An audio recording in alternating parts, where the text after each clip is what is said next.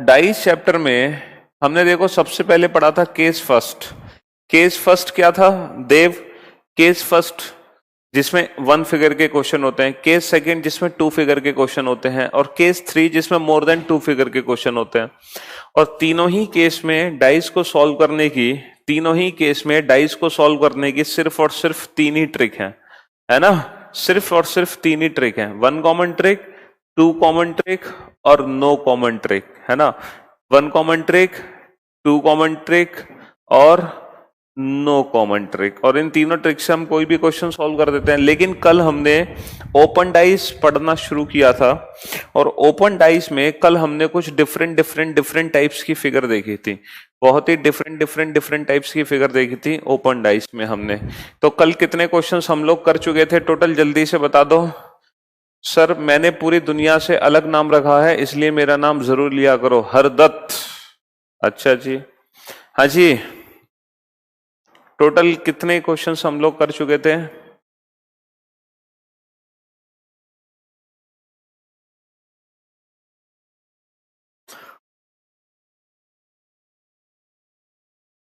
अरे बेटा देखो, डाइस एक ऐसा चैप्टर है, इस चैप्टर के क्वेश्चंस के आंसर बहुत सारी बुक में आपको गलत मिलेंगे। मैं आपको एक चीज बताना चाहूंगा, है ना, बहुत सारी बुक में इस क्वेश्चंस के आंसर आप लोगों को गलत मिलेंगे। तो डाइस एक ऐसा टॉपिक है, डाइस एक ऐसा टॉपिक है जिसके आंसर्स बहुत सारी बुक में गलत हैं। तो आप टेंशन मत लो, जो कंसेप्ट मैंने आपको बताया है आप उसी कंसेप्ट को फॉलो करो, ठीक है? उसी कंसेप्ट को फॉलो करो, टेंशन मत लो। बहुत सारी बुक में डाइस चैप्टर के क्वेश्चंस के आंसर्स गलत हैं, तो आप बिल्कुल भी टेंशन ना लें। जो कंसेप्ट हमने डिस्कस किया है आप उसी कंसेप्ट को फॉलो करें। चलो भाई, फिगर बनाओ एक इस तरीके से, ठीक है? और यहां पे कुछ लेटर्स लिखो, ए बी सी डी ई, 1 2 3 4। ये वाला क्वेश्चन हमने सॉल्व नहीं कराया था ना, ये वाला क्वेश्चन हमने सॉल्व नहीं कराया था, है ना? चलिए इस क्वेश्चन को अभी हम सॉल्व कर लेते हैं।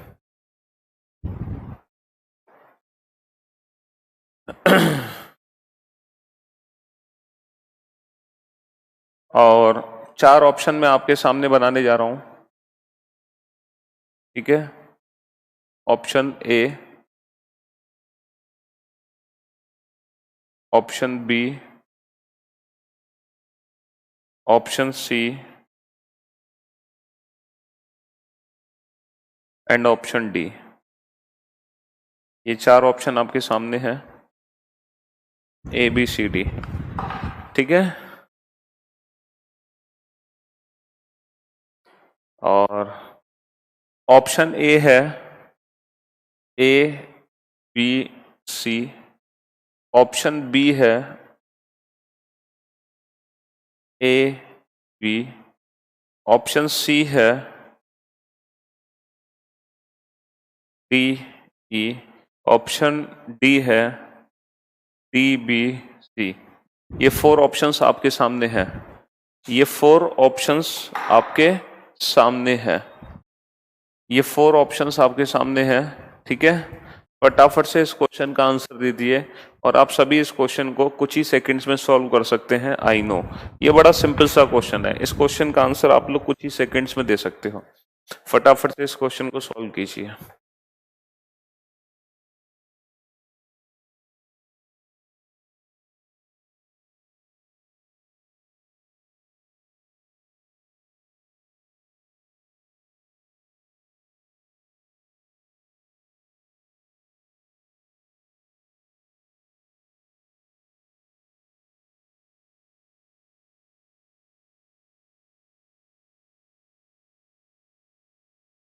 पहले फिगर को नोट कर लेना बेटा।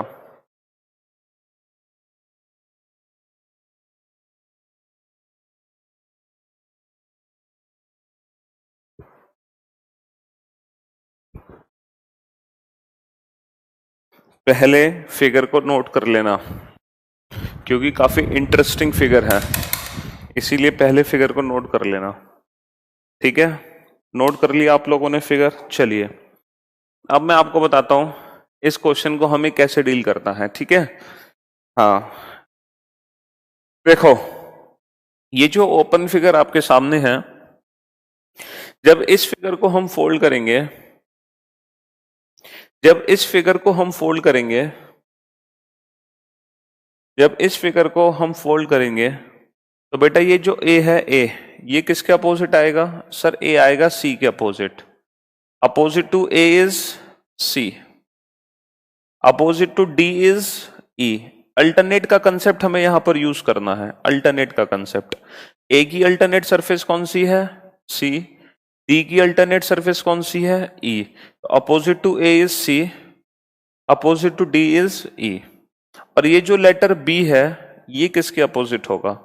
सर बी अपोजिट होगा, ये जो चार ट्राइंगल है इन चारों ट्राइंगल को मिलाकर जो भी सरफेस बनेगी बी उसके अपोजिट होगा। तो अगर हम ऑप्शंस को ध्यान से देखें तो ऑप्शन ए में क्या दिक्कत है? सर ऑप्शन ए में ये दिक्कत है, ए और सी दोनों एक दूसरे के अपोजिट हैं, ये दोनों एक साथ नहीं आ सकते। अच्छा ऑप्शन बी में क्या दिक्कत है?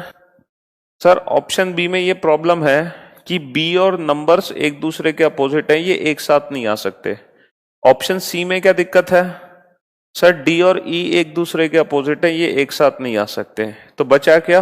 Option D. Option D is correct, option D is correct, ठीक है। Option D is correct. D B C, D B C, D B C as it is दिखाई दिया, ठीक है। लेकिन अगर मैं ऑप्शंस चेंज कर दूं, अगर मैं ऑप्शंस चेंज कर दूं तो शायद आप लोगों के लिए यही क्वेश्चन थोड़ा सा टफ हो जाएगा। अगर मैं ऑप्शंस चेंज कर दूं इसी क्वेश्चन के तो शायद आप लोगों को आंसर देने में थोड़ी सी तकलीफ होगी। चलो फिर से चार ऑप्शन नोट डाउन करो, फिर से चार ऑप्शंस नोट डाउन करो।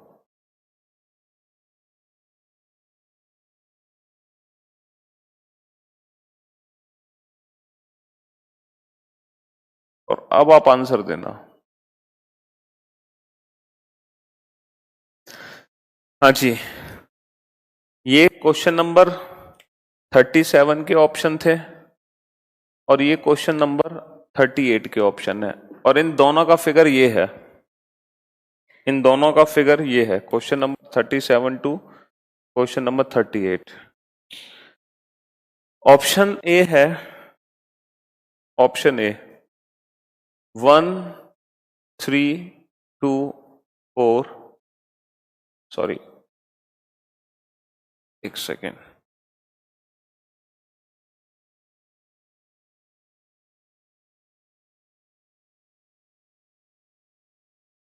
One 3 2 4, C B. अच्छा 1 2 3 4 डी ए, 1 2 3 4 ए ई, ठीक है।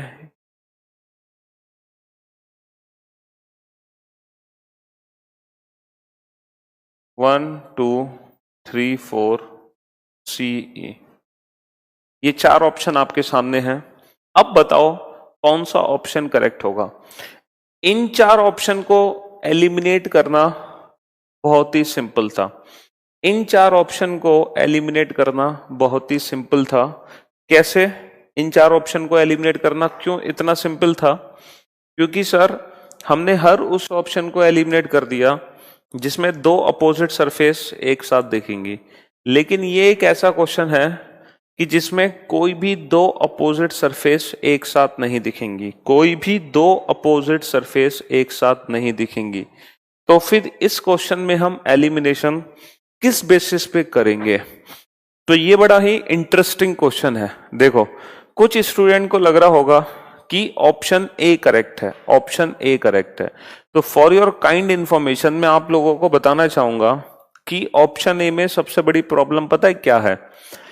जब आप इन ट्राइंगल्स को फिल करोगे ना, तो जब ये ट्राइंगल्स फोल्ड होंगे तो पता है बेटा ये जो 1 और 3 है ना, ये एक दूसरे के अपोजिट होंगे लाइक दिस। ये पॉइंट टू पॉइंट टच करेंगे 1 और 3, ये पॉइंट टू पॉइंट टच करेंगे। ये 1 और 3 कभी भी एक साथ नहीं आ सकते।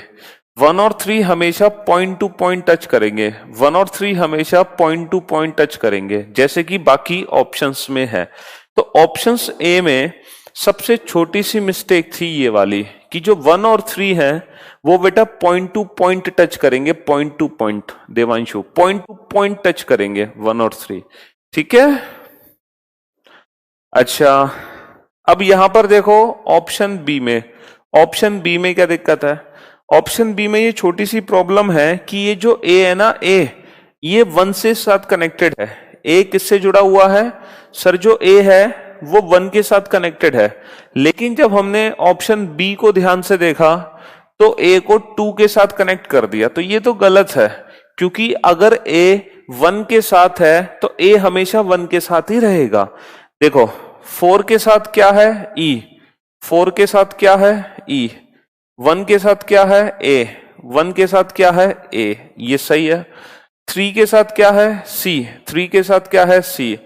4 के साथ क्या है? ई। 4 के साथ क्या है? ई, ये भी सही है। तो बात समझ आ गई? तो कहने का मतलब है जो ट्राइंगल जिससे जुड़ा हुआ है वो उसी के साथ रहेगा। 3 हमेशा सी के साथ रहेगा, 2 हमेशा डी के साथ रहेगा, 1 हमेशा ए के साथ रहेगा और 4 हमेशा ई के साथ रहेगा।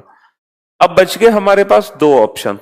ये 2 ऑप्शन तो आप सभी ने एलिमिनेट कर दिए होंगे, बट बच गए ये 2 ऑप्शन। इन 2 ऑप्शंस को कैसे एलिमिनेट करें? इन 2 ऑप्शंस को कैसे एलिमिनेट करें? तो यहां पर हम 1 2 3 4 की ना रोटेशन देखेंगे। 1 2 3 4 की रोटेशन बेटा, 1 2 3 4 की जो रोटेशन है, 1 2 3 4 की रोटेशन ओपन फिगर में बेटा क्लॉकवाइज है। 1 2 3 4 की जो रोटेशन है ओपन फिगर में क्लॉकवाइज है। अब यहां पर देखो ऑप्शन सी में 1 2 3 4 एंटी क्लॉकवाइज डायरेक्शन में है, बट ऑप्शन डी में 1 2 3 4 क्लॉकवाइज डायरेक्शन में है। अब हमें समझना यह है कि कौन सा ऑप्शन करेक्ट होगा, सी या डी। तो बेटा यहां पर जो 1 2 3 4 है वो क्लॉकवाइज डायरेक्शन में है। और मेरी बात ध्यान से सुनना, जब इस टाइप का फिगर एग्जाम में आता है तो ये जो छोटे छोटे पार्ट्स है ना, जो क्लॉकवाइज फॉर्म में हमें यहां दिखाई दे रहे हैं, जैसे ही हम इस फिगर को फोल्ड करेंगे, जैसे ही हम इस फिगर को फोल्ड करेंगे, ये रोटेशन पलट जाएगी, ये रोटेशन पलट जाएगी और जो क्लॉकवाइज फॉर्म में ट्राइंगल दिखाई दे रहे हैं वो दिखाई देंगे हमें एंटी क्लॉकवाइज फॉर्म में। इसीलिए इस क्वेश्चन का आंसर होगा ऑप्शन सी, ना कि डी। ऑप्शन सी, ना कि डी। अब कुछ स्टूडेंट सोच रहे होंगे सर कल तो आपने बताया था कि जो रोटेशन अंदर होगी वही रोटेशन यहां पर लेनी है। तो बेटा कल जो मैंने फिगर कराई थी ना वो ये वाली फिगर थी, ये छोटे छोटे ट्राइंगल वाली फिगर नहीं थी। छोटे छोटे ट्राइंगल में रोटेशन पलट जाती है। मैं अभी प्रूफ करूंगा कैसे। बाकी तो आप प्रैक्टिकल कर सकते हो अपने घर पर, बाकी तो आप प्रैक्टिकल अपने घर पे कर सकते हो, है ना जी? हाँ हाँ पुरुषोत्तम, किसी भी लैंग्वेज में लिखो, क्या फर्क पड़ता है। तो बाकी तो प्रैक्टिकल आप अपने घर पे कर सकते हो, ठीक है। तो मैं आपको बताना चाहूंगा कि जो रोटेशन इन ट्राइंगल्स की आपको दिखाई दे रही है बॉक्स के अंदर, ये रोटेशन पलट जाएगी। इसीलिए आंसर सी करेक्ट होगा, ना कि डी। अच्छा यहां देखो, हमने ऑप्शन डी करेक्ट किया था। जरा डीबीसी की रोटेशन देखना, डीबीसी की रोटेशन एंटी क्लॉक है और यहां भी डीबीसी क्या है? एंटी क्लॉक है। तो ये तो आपको एज इट इज दिखाई देगा, अंदर की रोटेशन तो एज इट इज दिखाई देती है, लेकिन ये जो ट्राइंगुलर रोटेशन है ये पलट जाती है, ये पलट जाती है। अब इसको प्रूफ करते हैं, ये ट्राइंगुलर रोटेशन पलटती क्यों, ये क्यों चेंज होती है, ये एज इट इज क्यों नहीं दिखती। देखो इसके पीछे सिंपल सा रीजन ये है कि ये जो फिगर है ना आपकी, ये फिगर ये आगे से प्रिंटेड है, पीछे से ना ब्लैंक है, ब्लैंक। तो जब आप इस फिगर को फोल्ड करके डाइस बनाओगे, जब आप इस फिगर को फोल्ड करके डाइस बनाओगे तो ये फिगर ना पीछे की तरफ फोल्ड होगी, आगे की तरफ फोल्ड नहीं होगी। फिगर कहां फोल्ड होगी? पीछे की तरफ। क्योंकि अगर फिगर को आगे फोल्ड कर दोगे ना तो ये 2 ऐसे आ जाएगा, जब आगे फोल्ड करोगे तो 2 ऐसे आ जाएगा, तो ऊपर से पूरा पेपर ब्लैंक हो जाएगा, तो इसीलिए हम पेपर को पीछे फोल्ड करेंगे। और जब पेपर को हम पीछे फोल्ड करेंगे तो बेटा 2 पीछे जाएगा फोल्ड होकर, 3 पीछे जाएगा फोल्ड होकर, 4 पीछे जाएगा फोल्ड होकर, 1 पीछे जाएगा फोल्ड होकर। लेकिन ये फोल्ड होकर नंबर पीछे जाएंगे बट आपको नहीं दिखेंगे। आपको क्या दिखेगा? आपको बी दिखेगा। आपको क्या दिखेगा? बी दिखेगा। लेकिन अगर आपको इन नंबर्स को देखना है तो आपको डाइस को अपनी तरफ रोटेट करना पड़ेगा, और जैसे ही डाइस आप अपनी तरफ घुमाओगे तो 2 ऊपर का ऊपर रहेगा, 4 नीचे का नीचे रहेगा, लेकिन जो 3 राइट हैंड साइड पर है वो लेफ्ट पर आ जाएगा, और जो 1 लेफ्ट पर है वो राइट पर आ जाएगा। तो जो रोटेशन फोल्ड होकर क्लॉकवाइज बनी है वो जैसे ही हमारे सामने आएगी हमें वो एंटी क्लॉक दिखने लगेगी। बाकी की जो प्रैक्टिकल है आप लोग अपने घर पे कर सकते हो बेटा, अपने घर पे कर सकते हो। ठीक है, एक छोटा सा पेपर लेना, उस पेपर को ऐसे कट करना, और उस पेपर को कट करके ना उस पेपर को फोल्ड करना। तो जब आप प्रैक्टिकल करोगे ना तो और मजा आएगा। तो आप देखोगे कि ये जो ट्राइंगल क्लॉकवाइज फॉर्म में है ये फोल्ड होकर हमें एंटी क्लॉकवाइज दिखाई देंगे। ये 4 तरीके से दिख सकते हैं। देखो ट्राइंगल, ये 4 तरीके से फिल हो सकते हैं। मैं चारों तरीके से इन ट्राइंगल्स को भर देता हूं। इट डजंट मैटर कि 1 ऊपर दिखेगा या नीचे दिखेगा। देखो इससे कोई फर्क नहीं पड़ता कि 1 यहां पर होगा, यहां पर होगा, यहां पर होगा या यहां पर होगा, इससे कोई फर्क नहीं पड़ता। 1 कहीं भी आ सकता है, बशर्ते जो 1 2 3 4 क्लॉकवाइज है ये एंटी क्लॉक होना चाहिए। तो 1 2 3 4 एंटी क्लॉक होना चाहिए। तो 1 2 3 4 anti clock, 1 2 3 4 anti clock, 1 2 3 4 anti clock. तो इनमें से कोई भी फिगर बन सकता है। ये चारों फिगर सही है। तो नीचे आएगा या ऊपर आएगा इट डजंट मैटर, इससे कोई फर्क नहीं पड़ता ऊपर आएगा या नीचे आएगा, इससे क्या लेना देना हमें। हमें तो सिर्फ रोटेशन से मतलब है। Anti clock, anti clock, anti clock, anti clock, ये चारों ही सही है। ये भी सही है, ये भी सही है, ये भी सही है, ये भी सही है। ठीक है, हाँ, लेकिन मैं बॉक्स को ऐसे नहीं भर सकता 1 2 3 4, ये गलत है। क्यों? क्योंकि ये क्लॉकवाइज है। जो रोटेशन यहां पर है उसकी जस्ट अपोजिट रोटेशन हमें बॉक्स के अंदर भरनी है। अंदर की रोटेशन तो सेम रहेगी। देखो अगर मैं आपसे कहूं कि मुझे डीबीए को फिल करना है तो बेटा डीबीए कैसे दिखेंगे? डीबीए, देखो डीबीए एंटी क्लॉक है तो डीबीए एंटी क्लॉक ही रहेंगे। अगर मैं ये बनाता ना फिगर डी, सॉरी, हाँ डीबीए क्लॉक, तो डीबीए, अगर मैं ये फिगर बनाता तो ये गलत होती, क्योंकि डीबीए क्लॉकवाइज है, वो क्लॉकवाइज ही रहेंगे, वो एंटी क्लॉक नहीं दिख सकते। लेकिन इतना आपको सोचने की जरूरत नहीं पड़ेगी, टेंशन मत लो, इतना आपको सोचने की जरूरत नहीं पड़ेगी। तो आगे से ध्यान रखना, इस टाइप की पैटर्न में ये जो ट्राइंगल्स के नंबर्स होते हैं ये पलट जाते हैं, ट्राइंगल्स के नंबर पलट जाते हैं। ठीक है, ट्राइंगल्स के नंबर पलट जाते हैं, इस बात को हमेशा ध्यान रखना।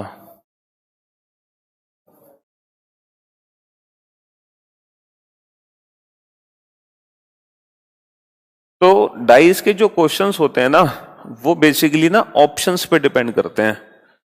ऑप्शंस पे डिपेंड करते हैं डाइस के क्वेश्चन। ऑप्शन है जो क्वेश्चन को इजी बना सकता है, और ऑप्शंस हैं जो क्वेश्चन को बहुत टफ बना सकता है।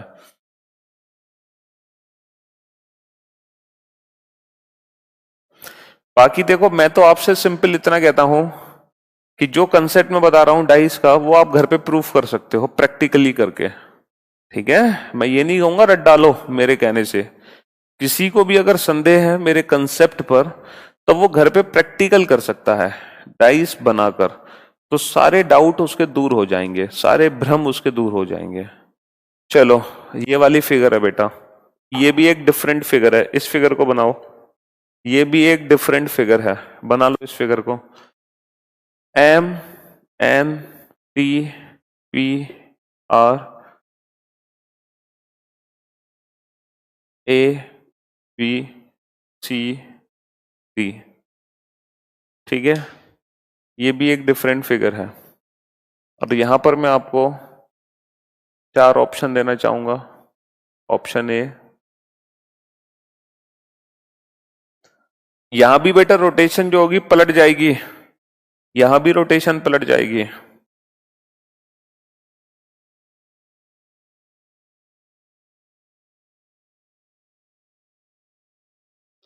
Option A, option B, option C, option D.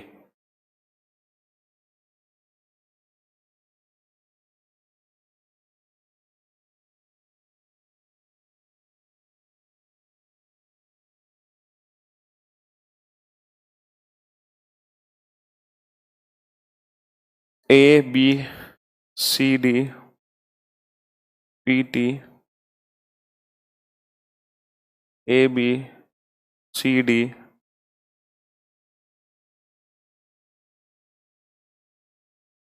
T P, A B C D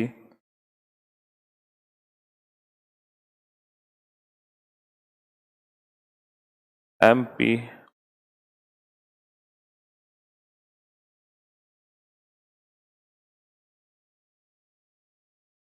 A B C D M R. ये चार ऑप्शन आपके सामने हैं। अब आपको बताना है कौन सा ऑप्शन करेक्ट होगा, विच ऑप्शन इज करेक्ट। जब हम इस फिगर को फोल्ड करेंगे तो ये फिगर फोल्ड होकर एक डाइस की शेप लेगी। आपको बताना है जो फिगर हमारा बनेगा वो कौन सा बनेगा, A B C D.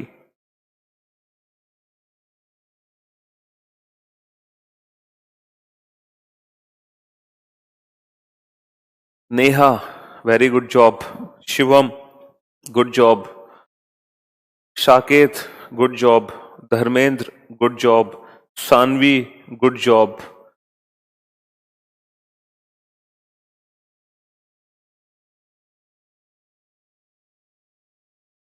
Rajeshwari good job, Shivam good, Rifqat good, Rifaqat good,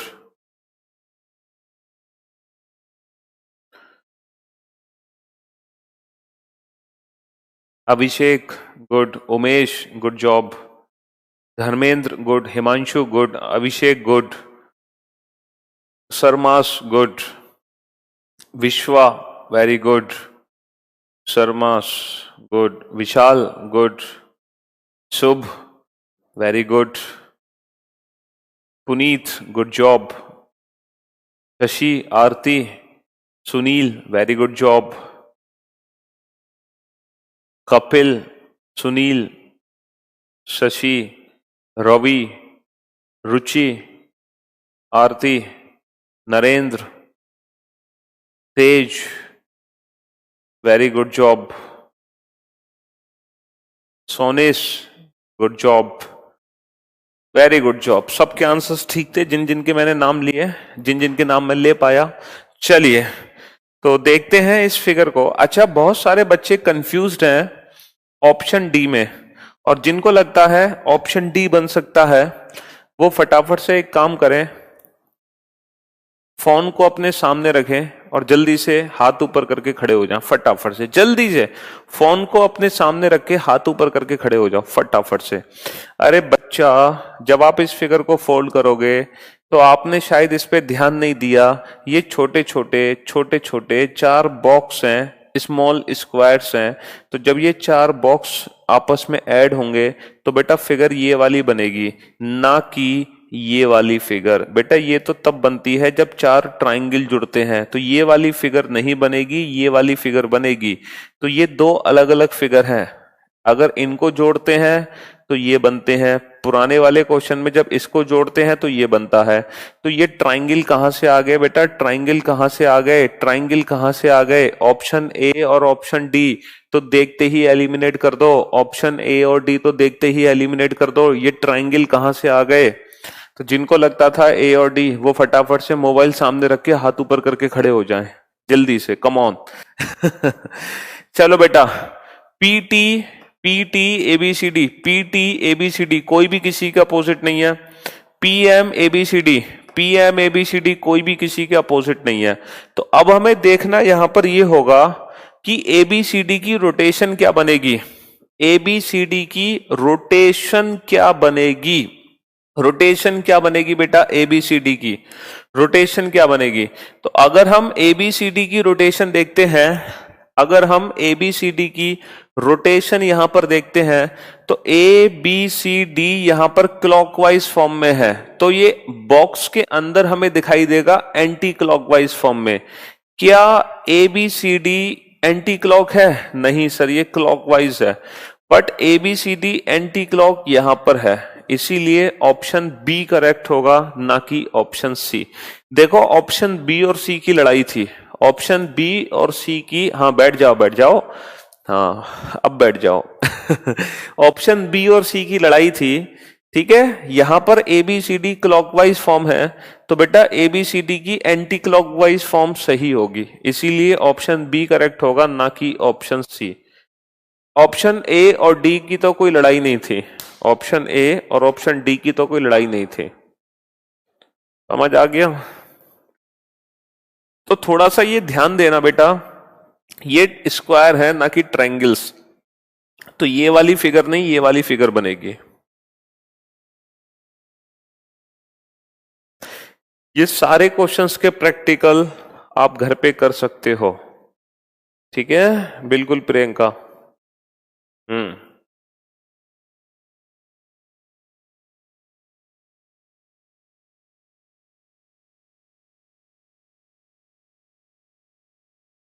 बताओ, डाइस चैप्टर को भी हमें 4 दिन हो गए पढ़ते पढ़ते। Question number 40। अब मैं इतने सारे क्वेश्चन इसलिए ही करा रहा हूं क्लास में डाइस के, क्योंकि अगर आप सिर्फ क्लास के क्वेश्चन भी कर लो ना, तो डाइस चैप्टर में आपको अलग से कुछ करने की जरूरत नहीं है। यकीन मानो, जितने क्वेश्चन मैंने क्लास में कराए हैं सिर्फ उतने ही क्वेश्चन कर लेना, है ना, अलग से एक भी क्वेश्चन रिवीजन की जरूरत नहीं है आपको। इतने क्वेश्चन मैंने क्लास में करा दिए कि आपको एक्स्ट्रा क्वेश्चन करने की जरूरत ही नहीं है, क्योंकि आप इधर उधर से प्रैक्टिस करोगे, आंसर गलत दिए होंगे तो फिर पछताओगे, बड़ा पछताओगे, हाँ। इसीलिए मैंने आपको क्लास में ही इतनी ढेर सारी प्रैक्टिस करा दी।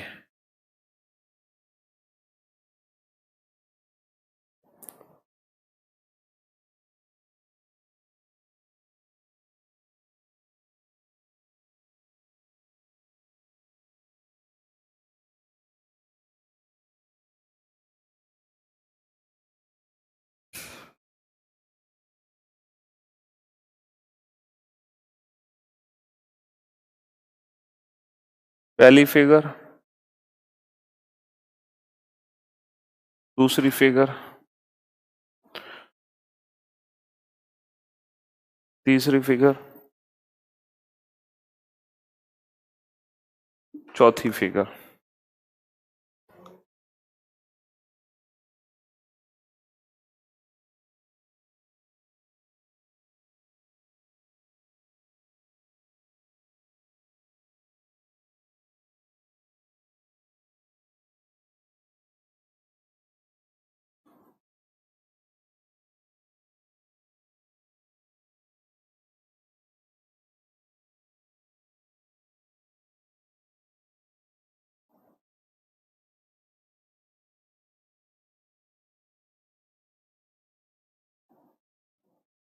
चलो, ये ऑप्शन नहीं है बेटा, रूपेंद्र चौधरी, हाँ जी, ये ऑप्शंस नहीं है, ऑप्शंस मैं आपको अब दूंगा। ऑप्शन ए, ऑप्शन ये है only second, option B only third, option C only second, third and fourth, option D none of these, इनमें से कोई नहीं। Option D none of these, इनमें से कोई नहीं। Option D none of these, इनमें से कोई नहीं। ये 4 ऑप्शन आपके सामने हैं, ये 4 ऑप्शन आपके सामने हैं। Option D none of these, इनमें से कोई नहीं।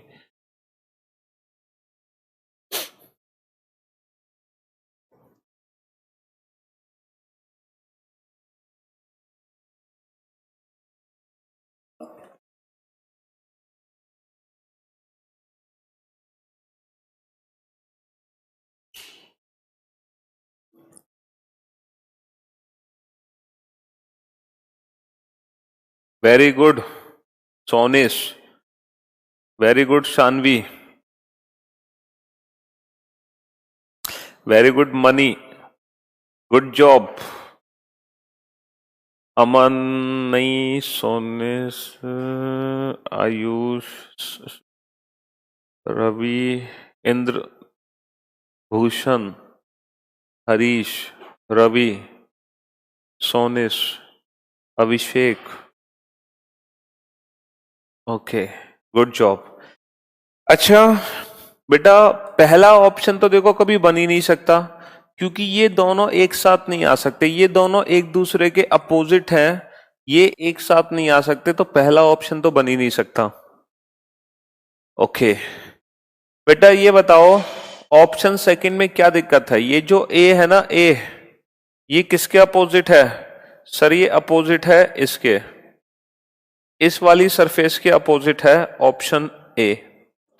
और आप लोगों को बहुत अच्छे से पता है, दो अपोजिट सरफेस ना तो कभी एक साथ दिख सकती हैं और ना ही कभी एक साथ छिप सकती हैं, इसीलिए चौथा ऑप्शन नहीं बनेगा, क्योंकि ये दोनों एक दूसरे के अपोजिट हैं, ये दोनों एक साथ छिप नहीं सकते।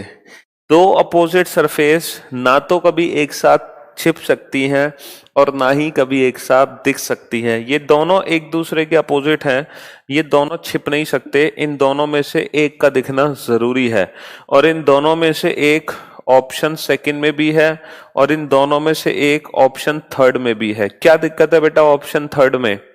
है कहीं ये तो नहीं सोच रहे हो सर ये रेड था और ये ब्लू है, ऑप्शन ए में ये प्रॉब्लम है सर, ये रेड है और ये ब्लू है, ये तो दिक्कत नहीं है ना? तो इसमें सेकंड और थर्ड दोनों ही फिगर सही होंगी, तो इस क्वेश्चन का आंसर होगा only second and third. But only second and third हमारे पास ऑप्शन नहीं है, इसीलिए we should tick the option none of these, इनमें से कोई नहीं, इनमें से कोई नहीं, क्योंकि सेकंड और थर्ड दोनों ही ऑप्शन करेक्ट है। अनिल बेटा ए ऑप्शन कैसे हो सकता है? तुम तो मुर्गा बन जाओ, मुर्गा बन जाओ फटाफट से। बेटा ये दोनों एक दूसरे के अपोजिट हैं, ये दोनों पॉइंट टू पॉइंट टच होंगे, ये दोनों ऐसे कैसे टच हो सकती हैं? हाँ क्यों भाई? तो इस क्वेश्चन का आंसर होगा नन ऑफ दीज, इनमें से कोई नहीं, नन ऑफ दीज, इनमें से कोई नहीं, इनमें से कोई नहीं, नन ऑफ दीज, क्योंकि हमारे क्वेश्चन का परफेक्ट ऑप्शन है only second and third, but only second and third option दे नहीं रखा, इसीलिए हमें ऑप्शन टिक करना पड़ेगा नन ऑफ दीज, इनमें से कोई नहीं, इनमें से कोई नहीं। तो अब मुझे उम्मीद है इस टाइप की पैटर्न की भी फिगर आप लोग समझने लगे हो और इस पैटर्न की भी पिक्चर को बनाने लगे हो, ठीक है? अरे सिंपल सा कंसेप्ट है राकेश, ये जो ए है ये किसके अपोजिट है? चारों ट्राइंगल को मिलाकर जो सरफेस बनेगी इसके अपोजिट है। ए किसके अपोजिट है? ए अपोजिट है इसके, इस वाली सरफेस के अपोजिट है ए।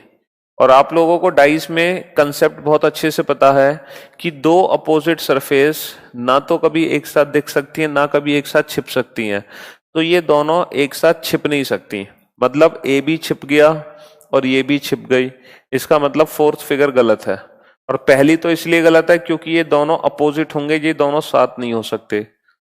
और तो सेकंड और थर्ड में कोई गलती नहीं है, क्योंकि सेकंड में ए देखा, थर्ड में ये देखी, तो इन दोनों में से कोई एक देखना चाहिए था। हाँ अगर बेटा मैं यहां पर ए बना देता ए, तो ये थर्ड फिगर हमारी गलत हो जाती, क्योंकि ये दोनों अपोजिट हैं, ये एक साथ नहीं दिख सकते, तो ये गलत हो जाती, बट यहां पर ए नहीं था।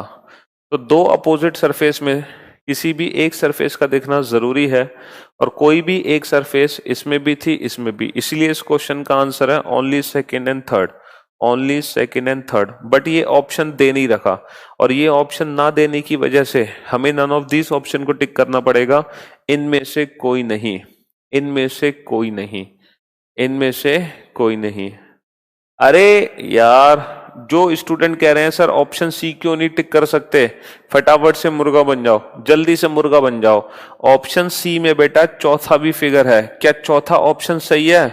क्या चौथा ऑप्शन सही है? नहीं ना, तो फिर ऑप्शन सी कैसे टिक कर सकते हो? ऑप्शन सी कैसे टिक कर सकते हो बेटा? अरे यार, रेड हो या ब्लू हो उससे कोई फर्क नहीं पड़ता। आपका जो सीजीएल का पेपर होता है वो ब्लैक एंड व्हाइट होता है, पेपर आपका कलरफुल नहीं होता। सीजीएल के पेपर में ये भी ब्लैक होगा और ये भी ब्लैक होगा, वहां रेड और ब्लू नहीं होंगे। ये तो मैं अपनी बस आप लोगों को अच्छा लगे दिखने में, इसीलिए मैं डिफरेंट कलर का यूज कर रहा हूं। एग्जाम में कलरफुल क्वेश्चन नहीं आता, ठीक है। वहां पर ब्लैक एंड व्हाइट पेपर होगा, तो वहां रेड और ब्लू से हम डिफरेंस नहीं पता लगा सकते। तो on the basis of colour answer मत दो कि सर ये तो रेड है और ये ब्लू है, ऐसे कैसे हो गया। हाँ।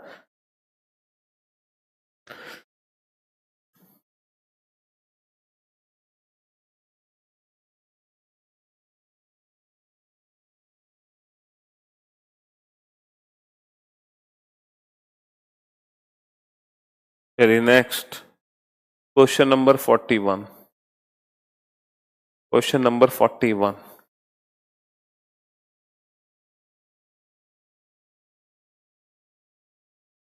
There are two different position of a single dice.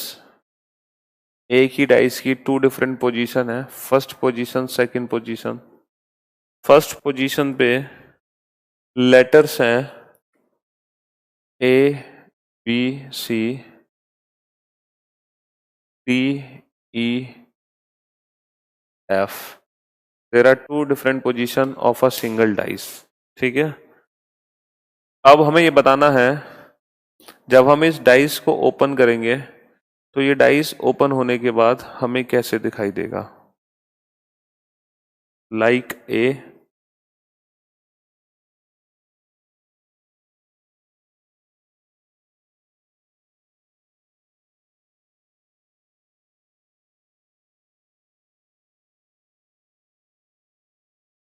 Like B,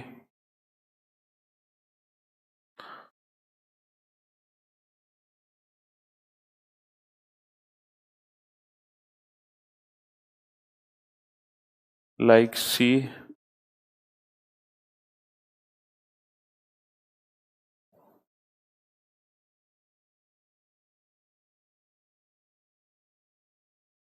like D.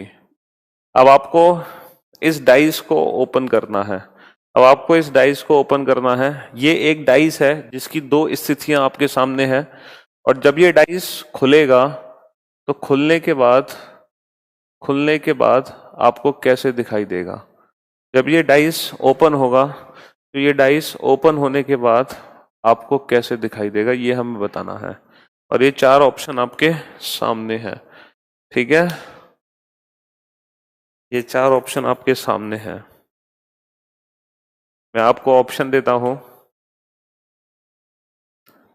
A B D C E F. A B C D E F. A B सी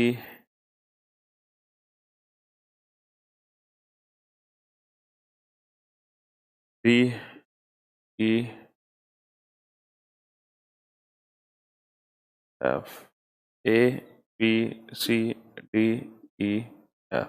लो भाई, ये चार ऑप्शन आपके सामने हैं।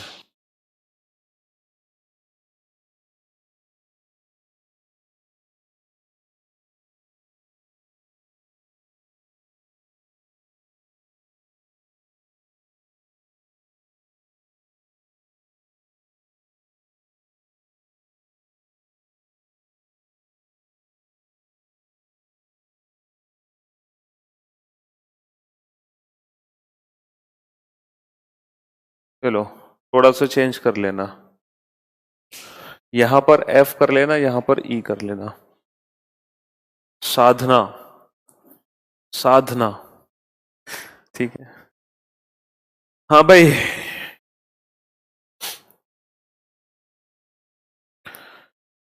अब इस क्वेश्चन को हम कैसे सॉल्व करें।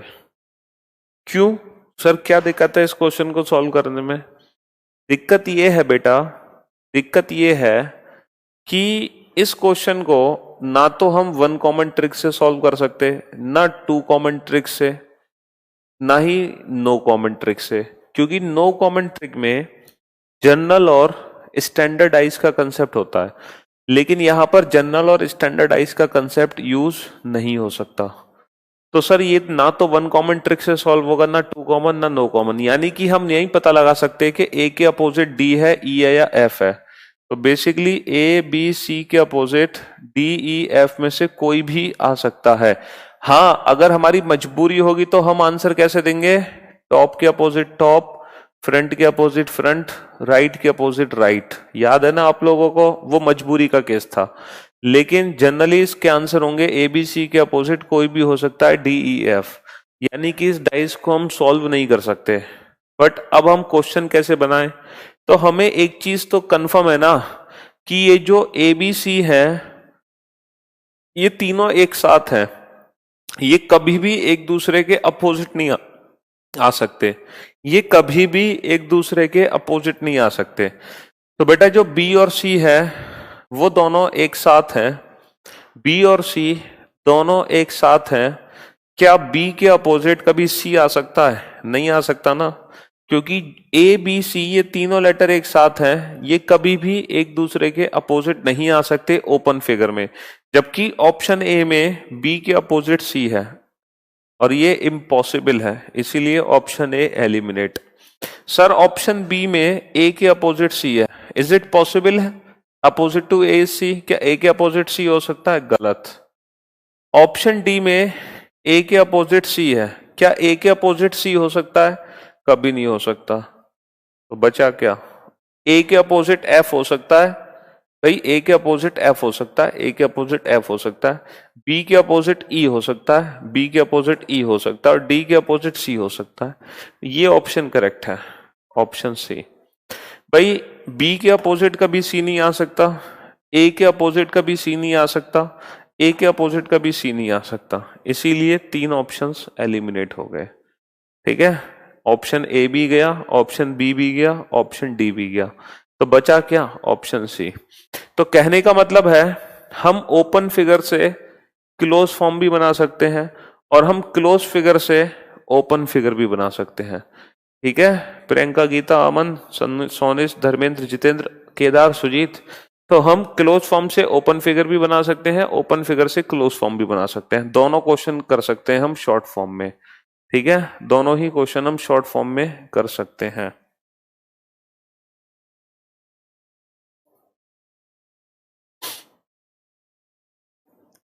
सिंपल सा कंसेप्ट था, ए बी सी तीनों लेटर एक साथ हैं, तो ये तीनों लेटर हमेशा एक साथ रहेंगे, कोई भी किसी के अपोजिट नहीं आ सकता, कोई भी किसी के अपोजिट नहीं आ सकता। बेटा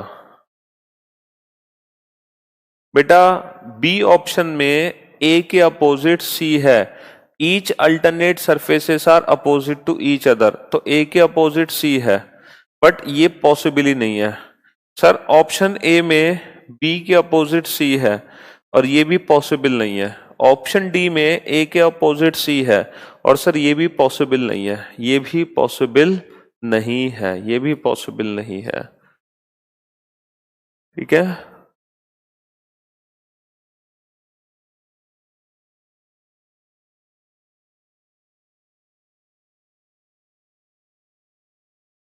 अब मैं आपको दो ऐसे क्वेश्चन कराऊंगा जो एक बार सीजीएल एग्जाम में आए थे और उसके बाद कभी नहीं आए, और वो ऐसे क्वेश्चन है जो एकदम डिफरेंट है, डिफरेंट है, एकदम डिफरेंट। दो क्वेश्चन है ऐसे और दोनों ही क्वेश्चन सीजीएल 2013 के री एग्जाम में आए थे, सीजीएल 2013 के री एग्जाम में आए थे। एक मॉर्निंग शिफ्ट में आया था, एक इवनिंग शिफ्ट में आया था, और ये दो ऐसे स्पेशल क्वेश्चन है ना, जो उसके बाद कभी पूछे भी नहीं गए। ठीक है, तो क्वेश्चन नंबर 42 लिखो। If the difference between if the difference between the odd number of dots of opposite surfaces is 6, यदि, हिंदी में लिखो बेटा, यदि यदि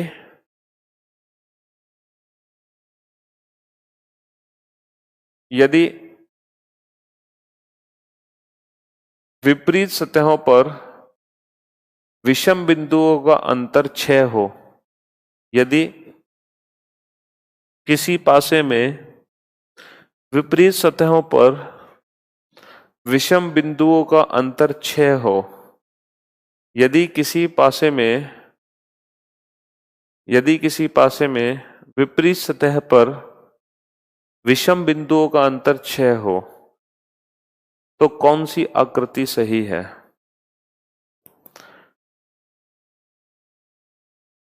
सचिन सर, बैच कंबाइन कर दिया आपने रीजनिंग 8 और 9। तुम बेटा फटाफट से मुर्गा बन जाओ और अपनी कॉलोनी का राउंड लगा के आओ जल्दी से, फटाफट से बेटा सचिन मुर्गा बन के अपनी कॉलोनी का राउंड लगा के आओ। मतलब आपके बैच का टाइम है सुबह, रीजनिंग 9 बैच होता है शाम को, और बैच कंबाइन हो गए दोनों। वाह, मतलब क्वेश्चन पूछने से पहले सोच तो लिया करो क्या बोल रहे हो आप लोग। मेरे सब्र का इंतहाम कब तक लोगे हैं? क्योंकि कब तक ऐसे ऐसे उल जुलूल क्वेश्चन मुझसे पूछते रहोगे जब तक कि मैं गुस्सा ना कर जाऊं। क्यों भाई, हैं? लेकिन आपकी सारी कोशिशें नाकाम हो जाएंगी, पता है आपको। हाँ जी, if the difference between the odd number of dots of opposite surface is 6, then which figure is correct? यदि बेटा डाइस में आपको एक भी क्वेश्चन की प्रैक्टिस करने की जरूरत नहीं है किसी भी प्रैक्टिस सेट से। जितने क्वेश्चन मैंने क्लास में कराए हैं वो मोर देन सफिशिएंट है, सीरियसली। जितने क्वेश्चन मैंने क्लास में कराए हैं बस उतने ही क्वेश्चन कर लेना, बस, और कुछ करने की जरूरत ही नहीं है आपको, ठीक है। यदि किसी पासे में विपरीत सतहों की विषम बिंदुओं का अंतर 6 हो, तो कौन सी आकृति सही है? यदि किसी पासे में विपरीत सतहों की विषम बिंदुओं का अंतर 6 हो तो कौन सी आकृति सही है? Then which figure is correct? और 4 ऑप्शन बनाओ, 4 ऑप्शन।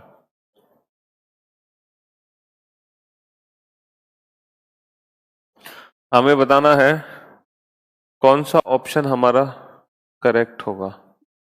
मतलब सिर्फ जो क्वेश्चन एग्जाम में आया था वो मैंने आपको एज इट इज लिखा दिया, इसके अलावा कुछ नहीं, ठीक है, बोला गया।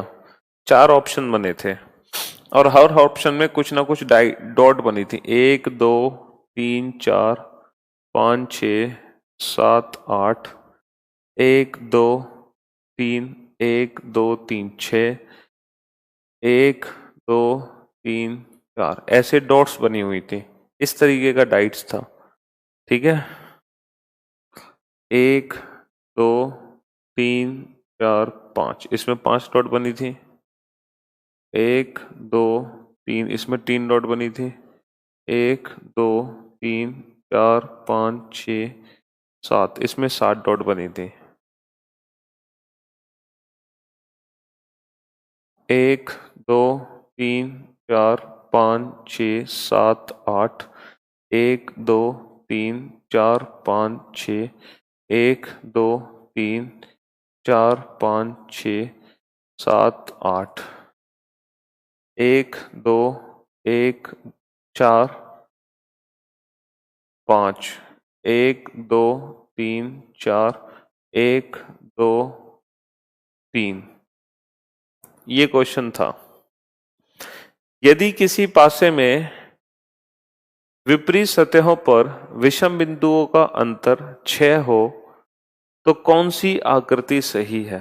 बस यही क्वेश्चन आया था। ये स्पेशल क्वेश्चन था, इसकी लैंग्वेज बड़ी स्पेशल थी और आज तक ऐसा क्वेश्चन नहीं पूछा गया बेटा।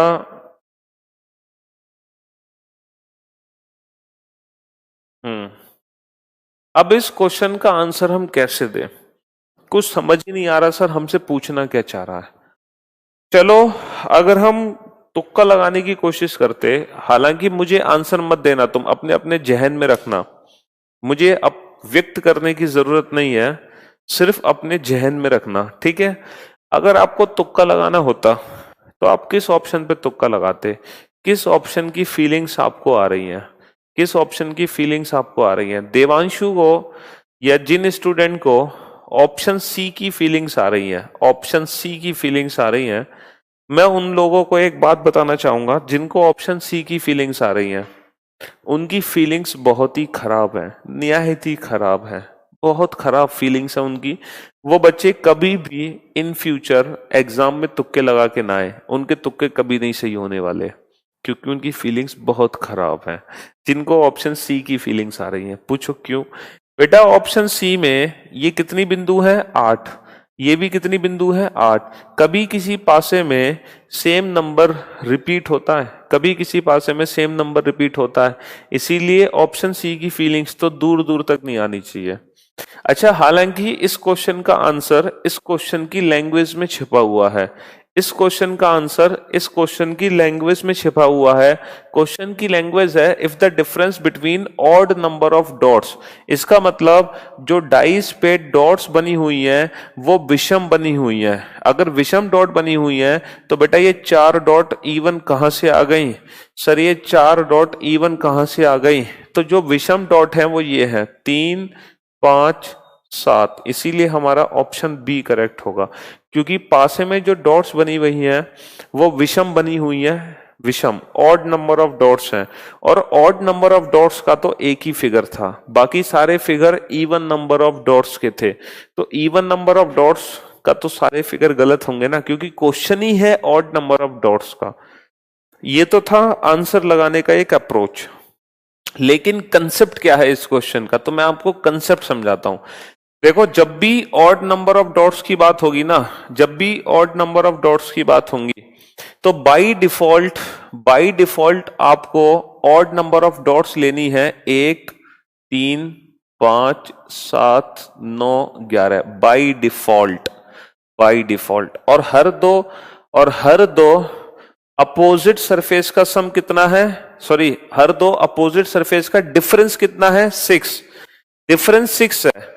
इसका मतलब बेटा इसका सॉल्यूशन क्या है? इस क्वेश्चन का सॉल्यूशन है कि जो 1 डॉट है इसके अपोजिट होगी 7 डॉट्स, क्योंकि 1 और 7 का डिफरेंस 6 आएगा। जो 3 डॉट्स है इसके अपोजिट होगी 9 डॉट्स, क्योंकि 3 और 9 का डिफरेंस 6 है। जो 5 डॉट है इसके अपोजिट होगी 11। ये इसका परफेक्ट सॉल्यूशन था, लेकिन इस सॉल्यूशन की हमें जरूरत ही नहीं पड़ी। इस सॉल्यूशन की हमें जरूरत ही नहीं पड़ी। इसकी जरूरत कब पड़ती? इसकी जरूरत तब पड़ती जब एक ऑप्शन ऐसे दिया होता, 1, 7, 9। अगर मान लो ऑप्शन ऐसे दिया होता तब हमें इसकी जरूरत पड़ती। क्यों? क्योंकि 1 और 7 एक दूसरे के अपोजिट हैं, वो एक साथ नहीं आ सकते। लेकिन एग्जाम में ऑप्शन इजी कर दिए उन्होंने, ऑड नंबर ऑफ डॉट्स का सिर्फ एक ही ऑप्शन दिया था, तो उन्होंने ये इजी कर दिया। जब नया क्वेश्चन आता है सीजीएल में तो वो आप लोगों के लिए ऑप्शन इजी कर देते हैं, ताकि अगर आपको कंसेप्ट भी नहीं पता तो आप ऑप्शन से अपना क्वेश्चन बना डालो। तो ये क्वेश्चन ऑप्शन से 2 सेकंड में सॉल्व हो गया था, बिना कंसेप्ट के। कंसेप्ट ये है, बट ऑप्शन से 2 सेकंड में सॉल्व हो गया, इसकी जरूरत ही नहीं पड़ी हमें। लेकिन अब आगे से याद रखना, जब भी ऑड नंबर ऑफ डॉट्स की बात करेगा तो बाय डिफॉल्ट जो हमारी डॉट्स होंगी वो होंगी 1, 3, 5, 7, 9, 11। 1, 3, 5, 7, 9, 11 बाय डिफॉल्ट। ठीक है,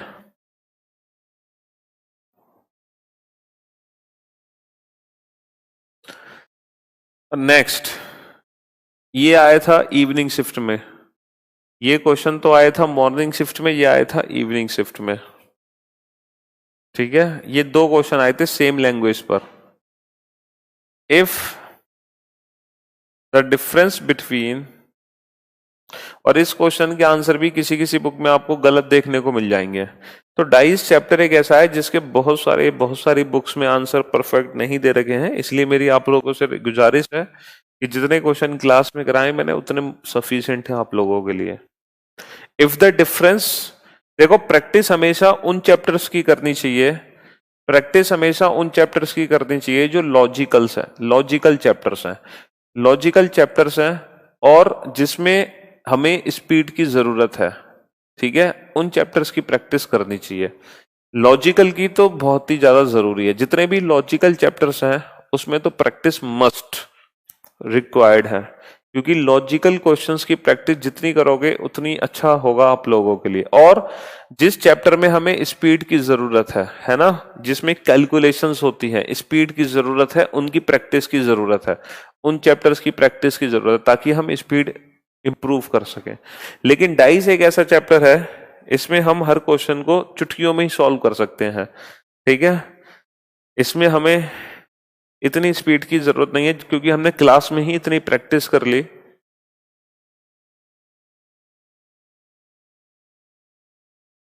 चलिए, if the difference between the number of dots, if the difference between the number of dots is 3, then which figure is correct.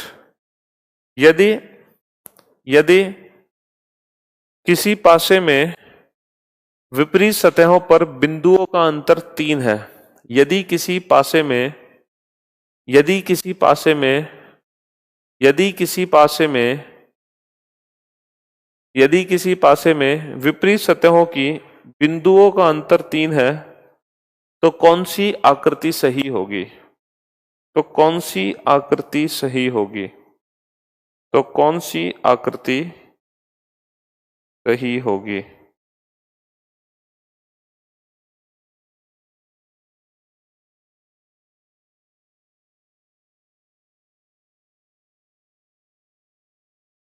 तो कौन सी आकृति सही होगी। देवांशु पूछ रहे हैं सर लॉजिकल चैप्टर कब पढ़ाओगे। तुम भी बेटा मुर्गा बन जाओ, सारी चीजें एक ही दिन में पढ़ा देंगे, धीरे धीरे करके पढ़ाएंगे। और लॉजिकल चैप्टर का एक पार्ट मैंने नहीं करा दिया, प्रॉब्लम बेस्ड ऑन अल्फाबेट्स। जो प्रॉब्लम बेस्ड ऑन अल्फाबेट्स था वो लॉजिकल चैप्टर्स ही तो थे, और क्या थे। और फिर हम इसके बाद पढ़ेंगे प्रॉब्लम बेस्ड ऑन नंबर्स, वो भी डायरेक्ट लॉजिक पे डिपेंड होंगे, प्रॉब्लम बेस्ड ऑन नंबर। और फिर हम लॉजिकल रीजनिंग पढ़ेंगे, statement, argument, assumption, course of action, cause and effect, वो लॉजिकल रीजनिंग है। वो लॉजिकल रीजनिंग है और ये चैप्टर लॉजिकल है। There is a difference. Logical chapters हैं दो, problem based on alphabets and problem based on number, ये हैं दो लॉजिकल चैप्टर। और लॉजिकल रीजनिंग क्या है, statement, argument, assumption, course of action, cause and effect, वो जो स्टेटमेंट्स वाले क्वेश्चन है वो, ठीक है। तो ये जितने भी चैप्टर्स हैं इनमें प्रैक्टिस करनी है हमें जम के।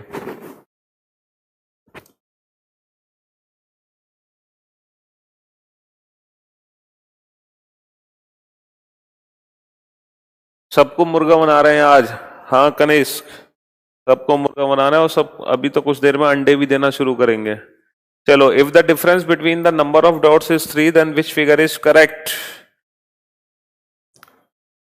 फिर से 4 ऑप्शन हमारे सामने थे, और फिर से हर ऑप्शन में नंबर ऑफ डॉट्स बनी हुई थी। क्या बनी हुई थी, नंबर ऑफ डॉट्स बनी हुई थी, ठीक है।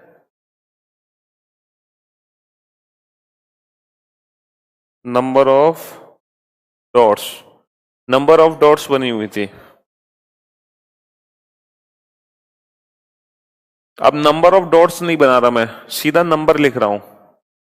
3, 4, 5, 6, 7, 8, 8, 9, 10, 10, 11, 12। नंबर ऑफ डॉट्स की जगह मैंने सीधा नंबर लिख दिए। अगर नंबर ऑफ डॉट्स लिखता है ना, नंबर ऑफ डॉट्स लिखता तो टाइम वेस्ट होता, तो नंबर ऑफ डॉट्स की जगह सीधा नंबर्स लिख दिए। फिर की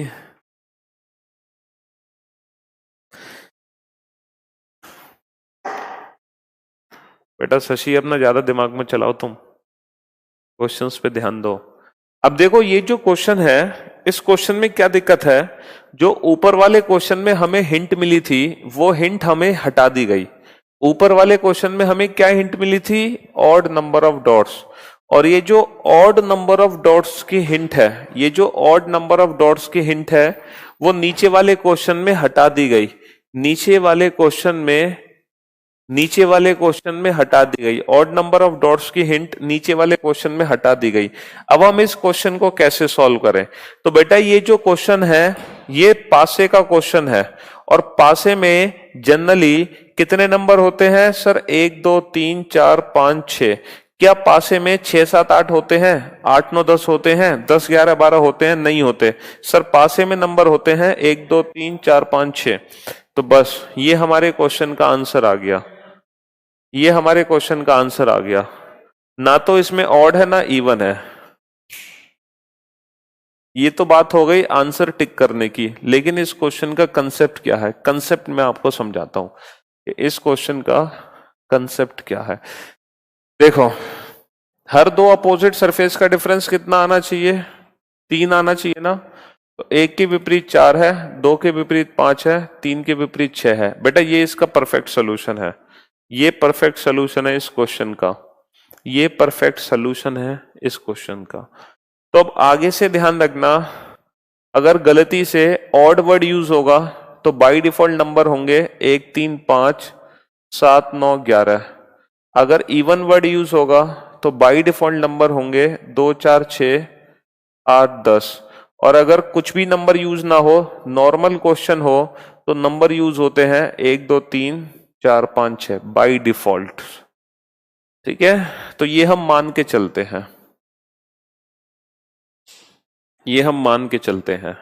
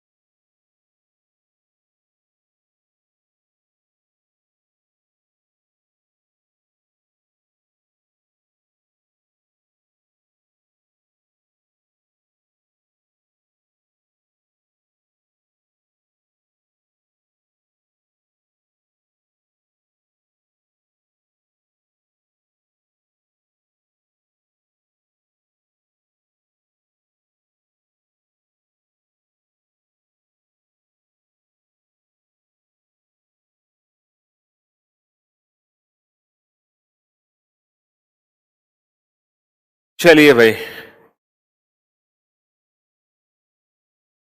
कितने क्वेश्चन हो गए? 43।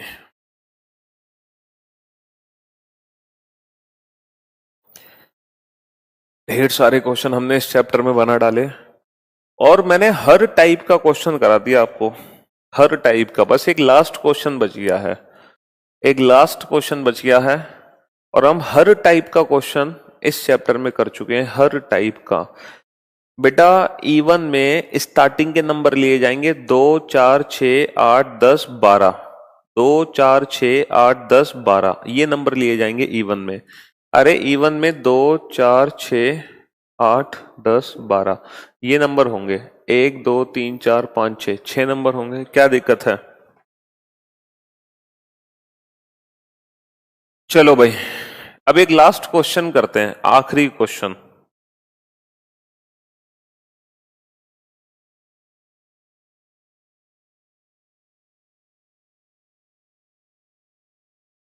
लास्ट क्वेश्चन है, in a dice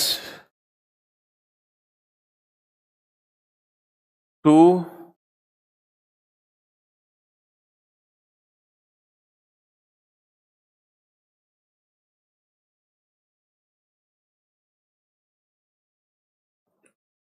1 2 and 3 are adjacent to each other।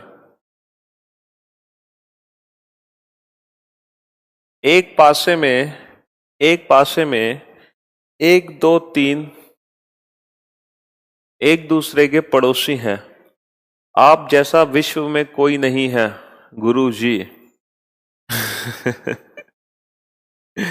You are super talented. चलिए, 1 2 3 है ना, 1 2 3 एक दूसरे के पड़ोसी हैं। एक पासे में 1 2 3 एक दूसरे के पड़ोसी हैं, ठीक है। 2 3 और 5 are adjacent to each other.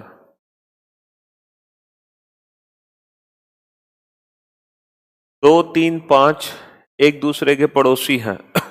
2 3 5 एक दूसरे के पड़ोसी हैं। 1 2 और 6 are adjacent to each other,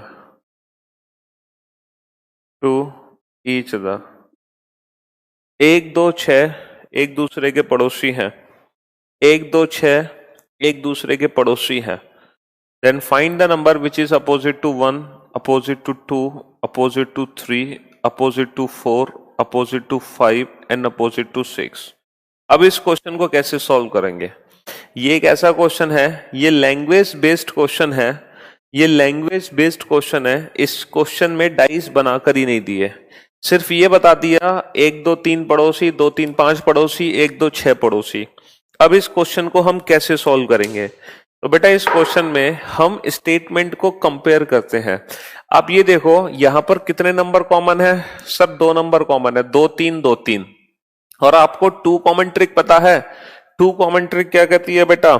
sir 2 common trick कहती है कॉमन कॉमन को हटा दो, जो नंबर बच गया वो एक दूसरे के अपोजिट। तो 1 के विपरीत 5, 5 के विपरीत 1। लो हो गया क्वेश्चन सॉल्व, लो हो गया क्वेश्चन सॉल्व। 2 common trick. अच्छा बेटा इन दोनों स्टेटमेंट को कंपेयर कर लिया हमने, चलो अब इन दोनों स्टेटमेंट को कंपेयर करो। 2 3 5 पड़ोसी, 1 2 6 पड़ोसी।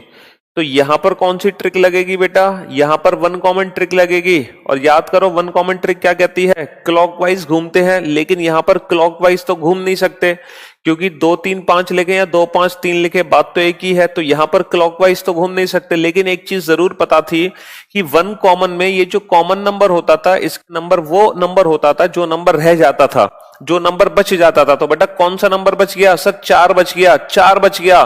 तो 2 के विपरीत 4 और 4 के विपरीत 2, तो 3 के विपरीत 6 और 6 के विपरीत 3। लो हो गया क्वेश्चन सॉल्व। तो ऐसे क्वेश्चन को हम इंडिविजुअल स्टेटमेंट से कंपेयर कर सकते हैं, 2 कॉमन ट्रिक और 1 कॉमन ट्रिक से।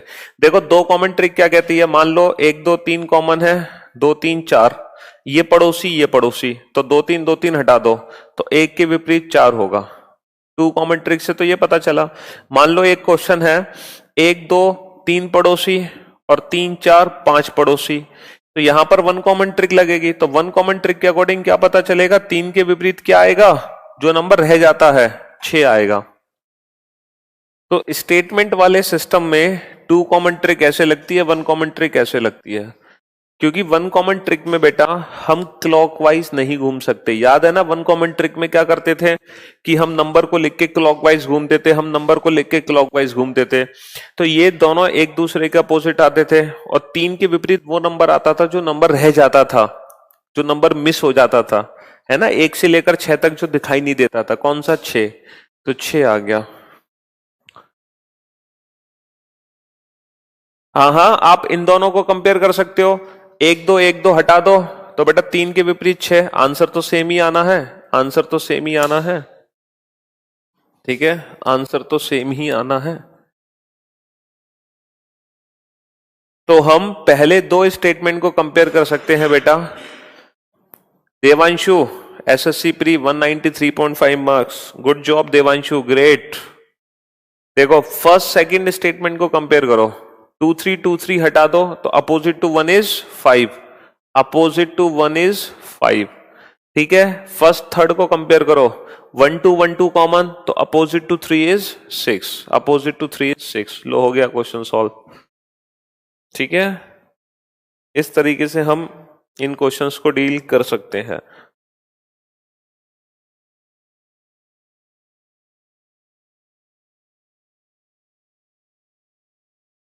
ठीक है,